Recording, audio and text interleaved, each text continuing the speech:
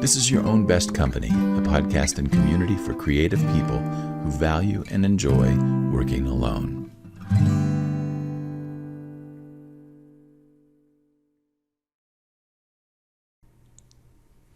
Welcome, everybody. I'm Franklin Taggart, and this is my brand new podcast. It's called Your Own Best Company. And I'm really delighted to have the first interview be with my friend Meridith Grundei, who is a public speaking and presentation coach living in New York City. Welcome, Meridith. How are you this morning? I am well. Thank you, Franklin. How are you? I feel great. Good. I'm so excited for our discussion this morning and to talk a little bit about a new program that you're putting together. Mm-hmm.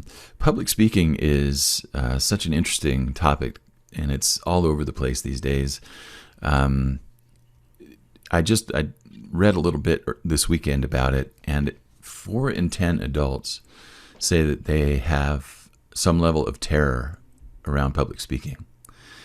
And the other thing that's really interesting to me is that public speaking and presenting is becoming more and more of an in-demand skill for jobs and careers. Mm-hmm. And so it strikes me that there are a lot of folks who are terrified of public speaking who are now moving into the need to have to learn how to public speak. Yes. And you are working in that space. You're one of the few coaches in public speaking who's not working with people who specifically are trying to be professional public speakers. You're working with people who are just trying to develop some stage skills and get their message straight, overcome the shaky knees and the butterflies in the stomach. You're really working with people who are doing this kind of early in their experience.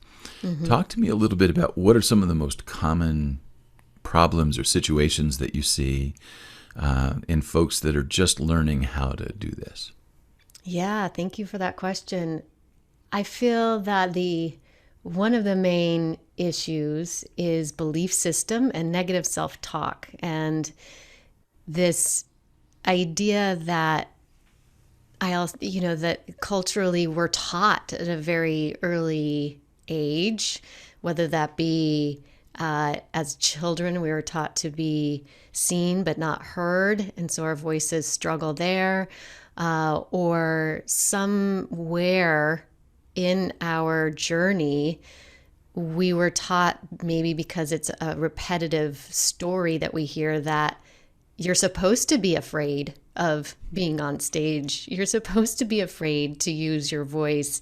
And so then that becomes an unconscious belief system that feeds into something that actually fear can be transformed into something positive. It's okay to be uncomfortable. I don't think we hear it enough, that it's okay to be uncomfortable and that we can transform that fear, the anxiety, the shaky knees and the butterflies, like you just said, into something that can be exciting and feed us and fuel us to tell our story or get our message across. I think it's really interesting to hear you talk about it, because you go kind of immediately to beliefs and mindset first. Yeah. Can you talk a little bit about why that is? Why do you feel like beliefs and mindset are so central to our experience? We have to fundamentally believe in what we're doing and how we want to serve people and what our purpose is if we're going to be compelling speakers or leaders. We have to really understand that core belief system in order to best serve others. So I feel like that's why I go there first. All right, very good. One of the things that I know, from our own discussions is the importance that you place on practice. Mm-hmm. And mm-hmm. Can you talk a little bit about how you encourage people to practice speaking? Yeah, there's a lot I could say about that. I'm going to start by saying I am not a believer. For my industry, I'm not saying for all industries, but something I've been kind of contemplating a lot lately is we're in a tips and tricks kind of culture where we get online and we look at a YouTube video or we read a blog post or we see something on Facebook. And I truly feel that for the work that I'm in, it's a process. And that process includes practice. And there are many different ways that one can practice. And there is not a one size fit all. And what I mean by that is the way I practice may not necessarily work for the way you practice, Franklin. And so for the listeners, I would say you need a lot of different tools that you can work with in order to find what best suits you. For example, you might do better pacing back and forth, saying your talk out loud in your room over and over again until you can hear and really clearly understand the own words coming out of your mouth in repetition. You might be somebody that needs to record it and play it back in your commute from the radio or whatever. That sounded so old school. So that you can hear the repetition and then repeat it back. You might be someone that needs to write it down. You might be someone that needs to do all three. You might need to record yourself on a video and play that back for you. Mm-hmm. And so for me, I think what's important is finding what works best for the individual so that they can be best supported in how they practice. Very good. So it is a very individualized thing. I think so. Yeah, I do. Mm-hmm. Tell me a little bit about how you encourage people to develop the content of their presentation. I really encourage people to figure out what their why is. And we've heard that a lot with the Simon Sinek, which is a fantastic resource for people who would like to figure out how to hone in on what their why is or what their purpose is. And then what I invite people to do is to figure out what do they want from their audience. What is their objective? And being incredibly clear about it. And it doesn't have to be complicated. It can be very simple. It could be one actionable verb. I want them to trust me. I want to educate. And then figuring out from there, what are your tactics in order to get that want met? So what are you going to do within the structure of your presentation in order to get that objective met? Could it be, I am going to engage with them. I am going to incorporate an element of surprise. So what are your tactics that you're going to use in order to get that met? And then from there, we start to look at what the story is. Like, what is the story that you want to tell? Where is the emotion in that story that connects to the content in which you're delivering? And it doesn't have to, again, story doesn't have to be a long, 3-minute story. Mm-hmm. It could be a minute. It could be 30 seconds, as long as it's incredibly clear how it connects with your objective and with the message you're trying to convey or educate your audience with. And because the emotion is the piece that people will connect to if they don't connect to anything else at all. And then simplifying that presentation down, it's debatable if whether or not people retain 5 things or 3 things, what the main ideas are, but figuring out what your end in mind is, that objective, and then what are the 3 key points that you want to make, or the 5 key points that you want them to make, so that they leave remembering those components, the main ideas of your presentation. So that's a simplified version of how I would go about working with somebody in the beginning. Very good. I have a couple of thoughts about communication in general. Yeah. I'm of the mindset that you actually can never get too good at communicating, and it's something that only personally I can say that I just want to continue to hone the communication skills that I have. So even though I have a certain level of comfort on stage, there are still times that I get really nervous, and there are still times that I flub my message. I remember giving a talk at a church a couple of years ago, And I looked at my notes and I skipped one whole section of the talk, and I couldn't figure out why I was done early. Right. Happens to the best of us, Franklin. Yeah, but even like in writing and messaging and stuff like that, I'm always looking for new ways to hone the skill.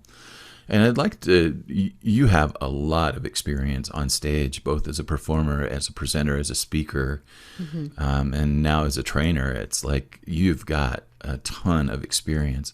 But I'm kind of curious about, for your own process, what are you still working on as a presenter? Yeah, that's a great question. I am still working on trusting myself. I'm working on not worrying about being perfect. So having grace and being gentle with myself. I am working on not being apologetic.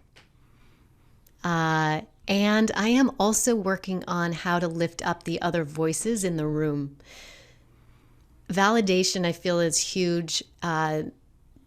There's been many a time where I'll be in a group setting and you'll hear someone, you'll witness somebody, for example, finally speak out because they have something to say, and then no one acknowledges it. And that happens so often. So I've been really, in my communication skills, looking for those spaces where I feel that voice wasn't acknowledged. And I hate to say it, but it's often a gender thing where women will, in a room predominant with male identified individuals, will speak up and then not be validated. So if I'm in that room, I'm going to go back. So those are the things that I'm working on, and just not being afraid, working through the fear of it, of saying, you know what, I do have something to say. It is valid, and I'm going to give myself 5 seconds. I'm going to jump in and just do it. Because I will get into my head and be like, oh, but what you have to say isn't really that interesting, or isn't really contributing to the conversation here, or I'm just going to be a good listener today, but actually, so lots of head stuff. Yeah. Moving through that. Yep. Are you finding that, those voices for me never go away. Oh, yeah, no. But we find ways of skipping the groove and kind of moving into a new song from there, right? Right. That kind of also gives me a little bit of a segue in terms of you're looking for ways to give other people the place to speak. You and your friend Joseph have recently started a new podcast called Are You Waiting for Permission? Yes. And I did want to make sure that we mention that here today, because I feel like that, first of all, you're bringing in some amazing guests, and the stories that are being told there are really, really personal and vulnerable. And the vulnerability piece carries over, of course, onto stage. I think public speaking is one of the most vulnerable activities that we can participate in as humans. Tell us a little bit about the podcast and where that came from. Yeah, thank you. So Joseph Bennett, he lives in central Mexico in San Miguel de Allende.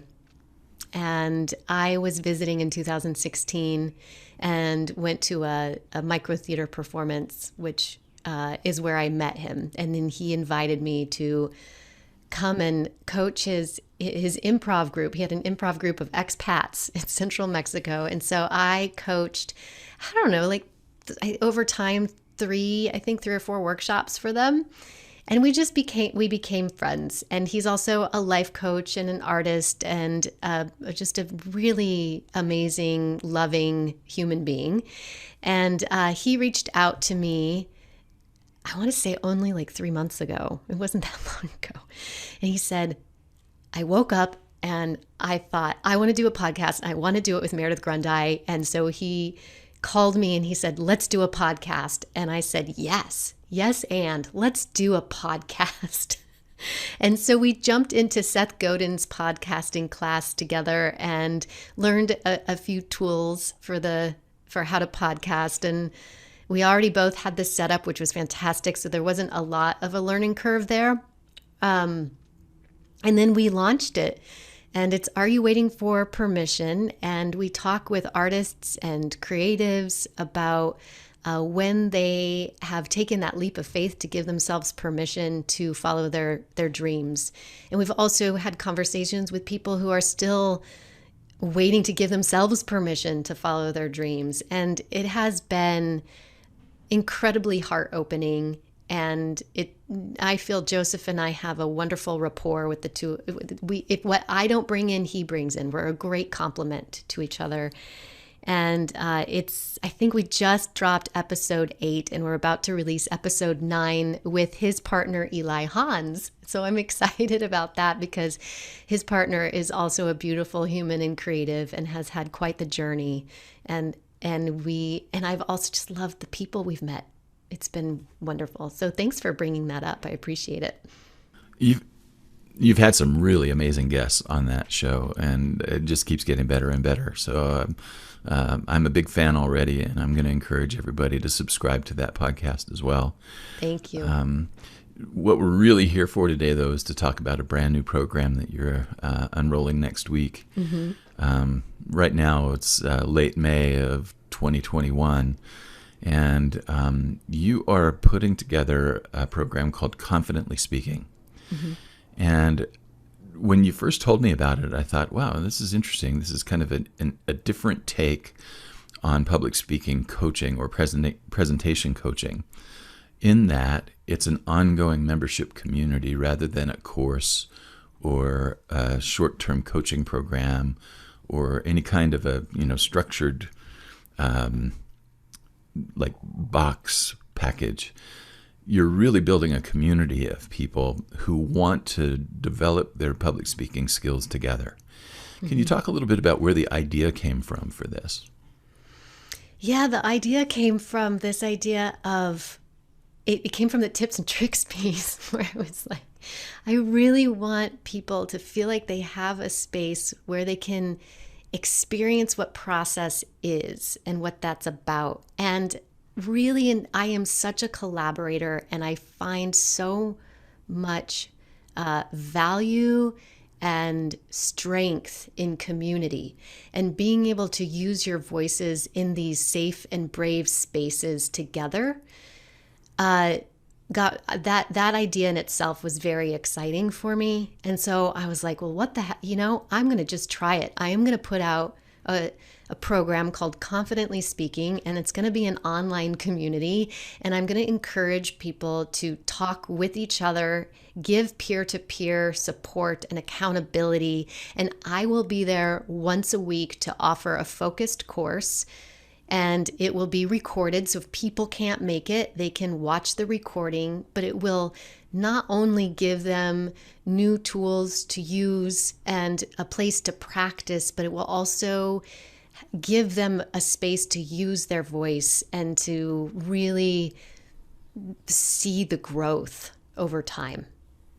And so I'm really excited about it and excited to see how it rolls out. And I'm going to be adjusting it as I go based off the people that are in this space, because to me, it's really about how I can best serve my community. And so I'm really excited to see how it unfolds. There's so many benefits that I can think of right off the bat as you describe it, Meridith. And I think the thing that I would look forward to the most as someone who is learning is that you would have a built-in audience to practice with. Yes. So that you're not practicing in a quiet room so much as you're practicing in front of people who are actually going to be able to give you real-time feedback. They're going to be a supportive group. They're not going to be there to criticize and tear you down. They're going to be there to help you and to build you up. And in addition to that, I think the thing that I really we didn't touch on as much is that you are going to have kind of a repeating structure, so that you do have a theme from week to week that repeats every month, so that people will be building on their skill set as they go. So the longer that they stay with it, they're going to be developing in those 4 areas. With an ongoing focus and an opportunity to really grow.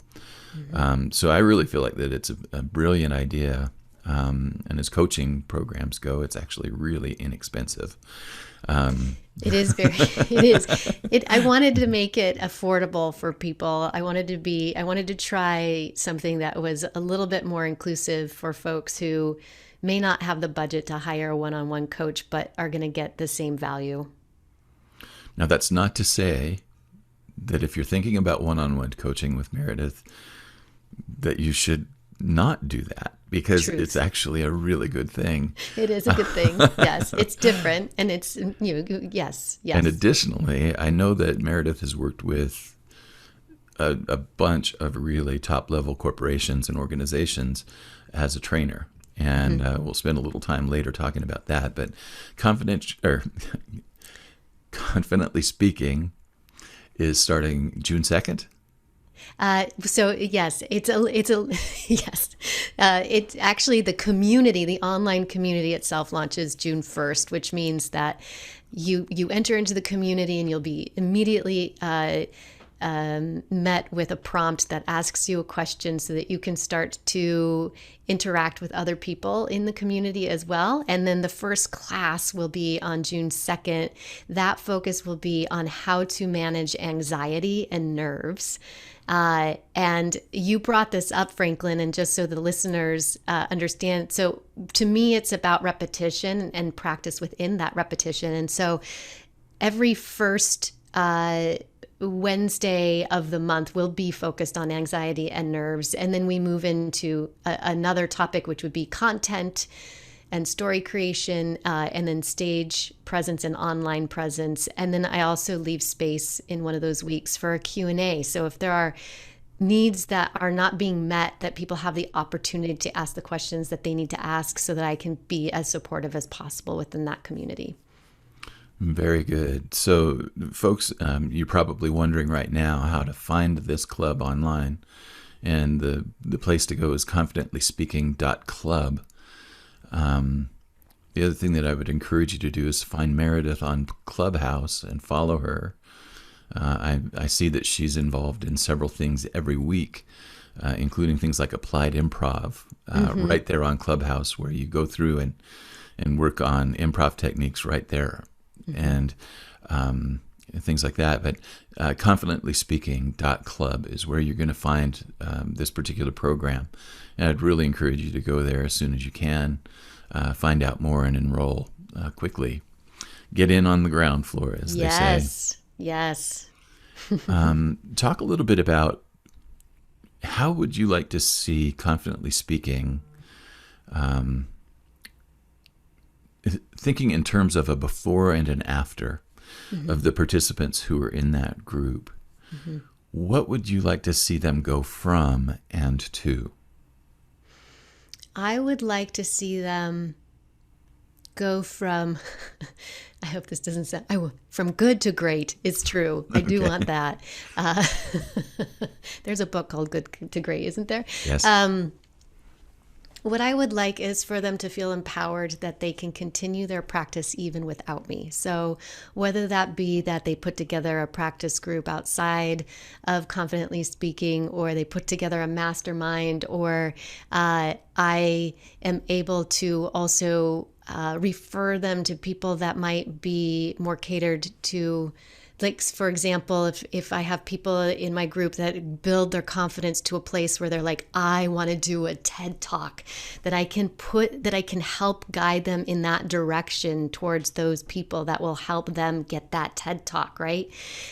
So for me, it's really about, how can I start with you to inspire you to go to greatness? How can I help you be that change maker and that leader that you want to be, and or that more confident speaker, whether that be because English isn't your native language and you just want to feel more confident in these spaces where you're asked to speak English because of the career that you've chosen, and you don't speak up as much as you would like to because you don't feel as confident as you need to. And so those are the places I just really, for me, it's about empowering people to take those big, huge leaps of faith that they wouldn't have taken before this class or this community. Very good. I know that on your website that you really talk about that you want to help people to be change makers. Yes, and risk takers. Boy, yeah, risk takers. No kidding, right? Well, it is risky to get up there on stage, isn't it? It really is. Even for seasoned professionals, it's risky. There's Broadway performers that they perform 10 shows a week, and they're taking beta blockers. Yeah. Because of fear. And there's pro athletes that suffer from anxiety. And so I feel none of us are alone. And I think that's the other beautiful thing about community, is that you learn really quickly that you're not alone, and that a lot of people are feeling and experiencing very similar things. And there's so many more commonalities than we think. Folks, I think you just need to join Confidently Speaking Club today. You just need to get over it and get on there and sign up, because this is going to be a huge thing for those who participate. The other thing that comes to my mind, Meridith, is that, I look at my own success in business. 100% of that is tied to communication. 100%. It's like I wouldn't have a business without communication, and the better that I can communicate, the better my business becomes. Yeah.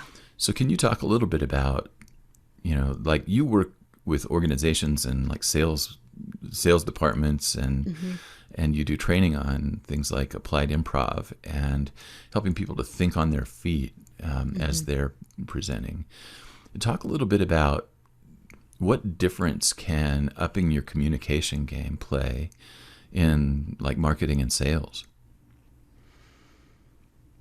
Well, I think what I have learned is, so let me just take a step back quickly just to explain to people what applied improv is for listeners that may not know. My background has largely been in performance and also teaching improvisation to actors and non-actors alike.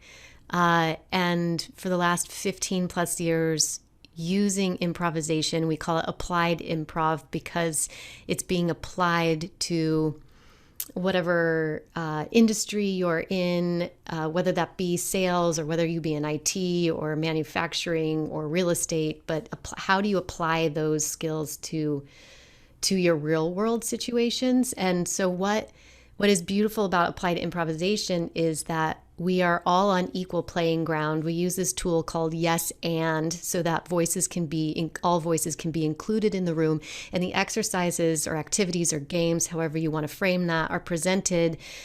There's no real world implications that can happen from these exercises. What can happen is a deeper sense of how we communicate, and then in the magic actually in that work is in the debrief. So we do an exercise and then we debrief. What are you feeling? What did you notice? What would you do in a real world situation with the tools that you just learned from this exercise? And that's where the magic is in that debrief and that realization and being able to answer one's own question. So that's the applied. And the other beautiful piece of it is that there's a lot of laughter, which we do not get enough of in our day-to-day.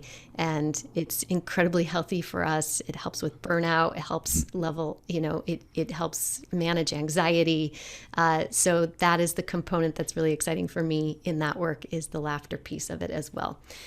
So that's the applied improv piece, and how it relates to sales and you said branding, yes? Marketing or branding. Yeah, I feel like it helps us really meet our audience with where they're at. It helps with that adaptability piece of it. It helps with how when we are confronted with a personality type that we don't quite jive with, if you will, how do you negotiate that space? How do you stay present in your own body? How do you notice your own breath? So it gives us a deeper sense of self-awareness so that we can really show up and be present. Very good. Presence is it, isn't it? It is. And when we get in those situations, it's crazy how we hold. Our breath our breath becomes shallow. Like we physically become stressed from head to toe. because of nerves, because of being on the spot. Anyway, there's lots of beautiful openings that can happen with the work and consistency on that work. So one thing that I know everybody is getting through this interview today is a sense of how cool it is to work with you as a coach. Thank you.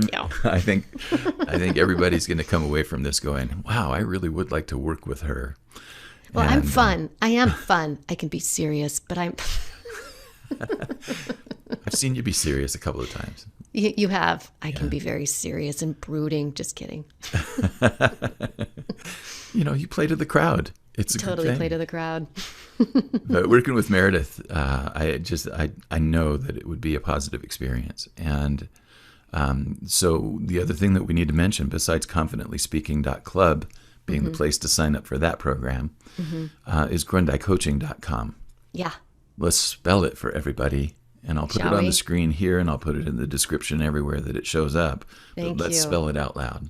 Yeah, my husband warned me when I took his name that I would be doing this for the rest of my life, and it would be pronounced Grundei for the rest of my life. And I have found both to be true. So it's Grundei Coaching, which is spelled Grun as in Nancy, D as in dog, EI. And so it's grundeicoaching.com. And that's me. It's Meridith Grundei Coaching.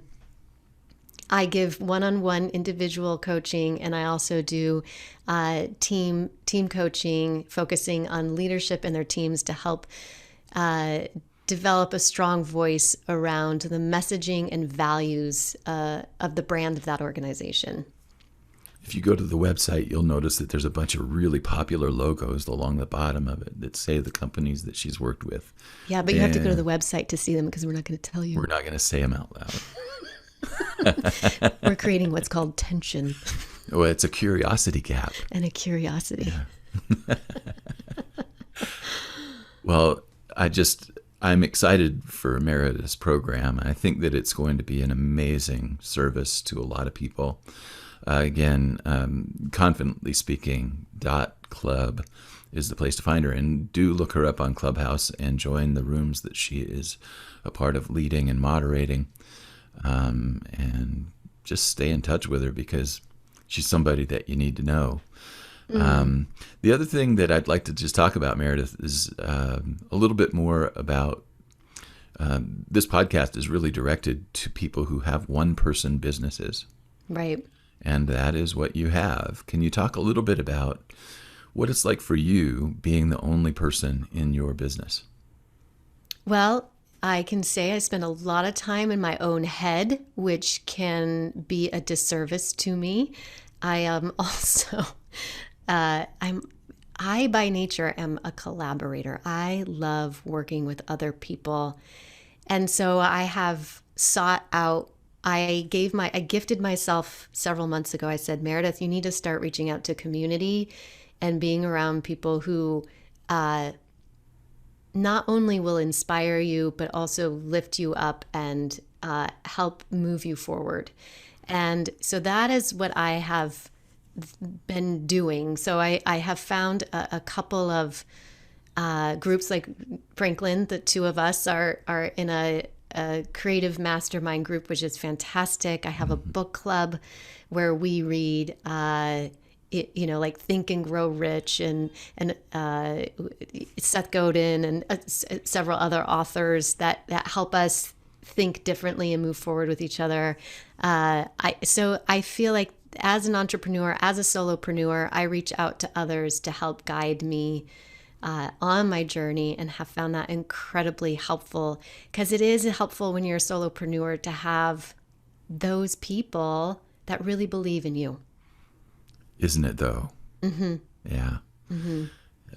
We can get the feeling of isolation is always close at hand, it feels like. And to just know that you've got a team around you, even though you're not necessarily working together on anything or that you're working in the same room, just to know that you have that support is really important.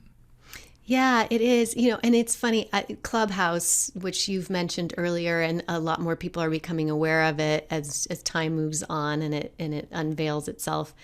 I have spoken a lot in other public speaking rooms. I also feel that even though people are in my industry, it's also important to surround yourself with people in your industry and see them not as competition, but as for me, it's like I get more and more clear and actually learn things from other people within my industry.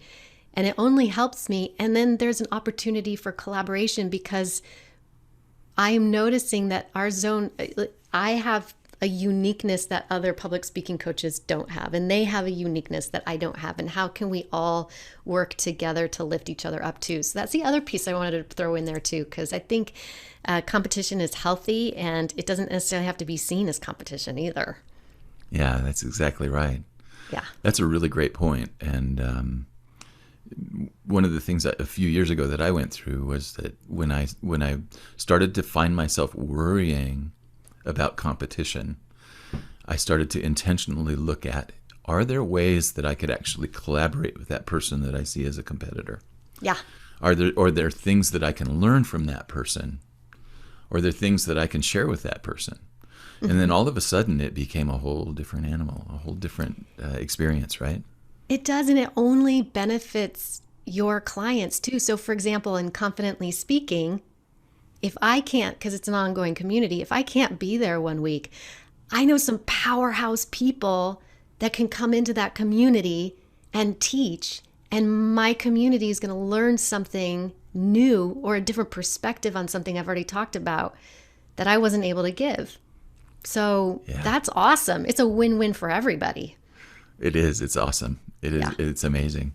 There are two things that I wanted to mention, and one of them was, and I had a thought earlier this morning, and I forgot to mention it when we were talking about Confidently Speaking. Yeah.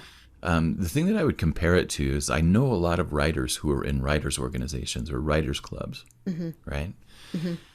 And the whole point of that for them is becoming a better writer. Yeah. Now, they're at all levels. They're from, people who are just starting out in their writing career and people who have been in it for a really long time. But it's a community of people and they help each other out. And this is a similar kind of a thing, but for people who want to hone their speaking skills. It's like you want to become a better speaker. This is a way to do it in a safe, supportive community where you're going to be learning great information, but you're also going to have the space and the support to experience good speaking on an ongoing basis. It's just an amazing opportunity. So I wanted to bring that up. Thank you. The other thing that I wanted to mention is I've mentioned Clubhouse, but I also want to say Meridith has a pretty good presence on LinkedIn as well. So I'm on LinkedIn. If you are not on Clubhouse, but you are on LinkedIn, follow Meridith there because like once a month you offer the Tuesday Musings, which generally, I've seen 2 of them so far, and they've both been really, really fantastic. One of them, you were talking about branding for nonprofits. One of them, you were talking about burnout, the most recent one that I saw. And they're really great discussions with really top-notch people. And that's happening on LinkedIn exclusively. So follow Meridith on LinkedIn as well to be able to have access to that particular program. Yeah, thank you. Anything else that you want to let people know about before we finish up? I think we've covered all of it. I am that multifaceted, multi-passionate human being. So we could probably talk about other things I got going on, but I think you hit the main. You hit the main hats that I'm wearing these days that I'm super passionate about, and I so appreciate it. Well, it's been just a wonderful time to talk with you, Meridith. And again, I encourage people to look you up and to hire you in some capacity to help them become better presenters and speakers. I really feel like that the Confidently Speaking program is going to be groundbreaking for a lot of folks. And I'm going to encourage people again to get in on the ground floor. ConfidentlySpeaking.club is the place to access the information about that and to enroll. Don't waste any time. Just go do it right now. And Meridith, thank you so much for your time this morning. Yeah, thank you, Franklin. I so appreciate it. Oh, it's my delight. Have an amazing day. You too. Thank you. People who work alone aren't antisocial, at least not most of us. If people think you're weird because you don't want to grow a big company and you'd rather spend most of your time working by yourself, you're just hanging around the wrong people. Your Own Best Company has a Facebook group that you're invited to join right now. We understand the urge to close the door, let your imagination run wild, and stay there until your creative impulse runs its course. We also understand the features and challenges that go along with running a business to support our solo flight lifestyles. Joining the group is free, and it's as easy as clicking the link in the channel description. So go there now and just join the group. Want to hear more where this came from? Subscribe to Your Own Best Company on your favorite podcast app or on the Franklin Taggart Coaching and Consulting YouTube channel. To get in touch with Franklin, send an email to yobc@franklintaggart.com. Thanks for listening.